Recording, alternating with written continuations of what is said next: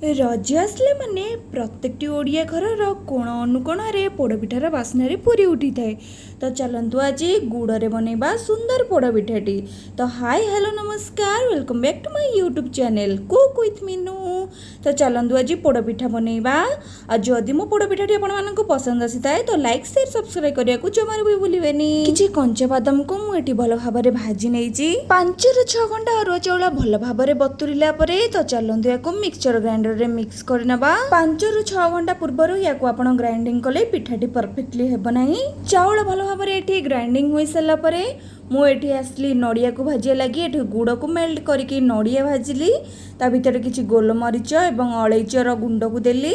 आउ एठी रोस्टेड बादाम को मध्य ऐड करि नेछि। नेक्स्ट एठी मो परिमाण मुताबिक पानी को नेछि। से भलो भाबरे गरम होई सला परे सेथिरे गुड़ को मध्य ऐड करिछि। गुड़ एबे मोर एठी भलो भाबरे मेल्ट होई सला पछरे किछि तेजपत्र ऐड करिछि। नेक्स्ट एठी भाजी की रखिथिबा नड़िया को ऐड करली। नड़िया को भलो भाबरे मिक्स कर सला परे सेथिरे मु एबे धीरे धीरे करके चाउल बाटी की रखिथिबा चाउल को ऐड करि नेउछि। एही प्रोसेस रे आपण माने बिल्कुल भी तरतर हेबे नाही। धीरे धीरे करके टिके पकोउथिबे ताकू भलो भाबरे मिक्स करूथिबे। पिठा मध्य रे मेंडा किछि रहिबो नाही। पिठाटी परफेक्टली बनिबो। चाउल बटा को भलो भाबरे गोळे सला परे चालिली मु एठी देखंतु जे पंत कड़े रु न छाडिछि से पंत परफेक्टली सेटा बनी नाही। तो एठु मोर एबे कड़े रु भलो की छाडी सलाणी एवं मोर परफेक्टली एटा हे सारिछि।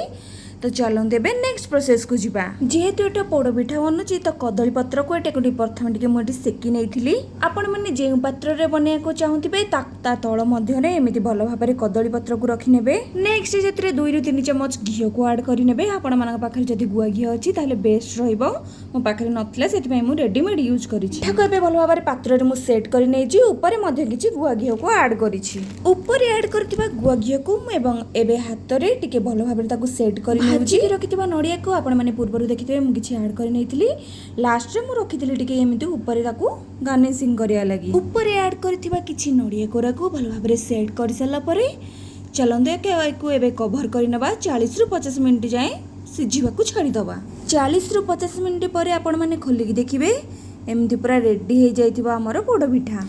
एठी एबे मोर रेडी हे जाइछि टेस्टी टेस्टी रज स्पेशल पोड़पिठा। आपण मानकु पोड़पिठा भल लागे कि नहीं दया कर निश्चय कमेंट करके जणेबे।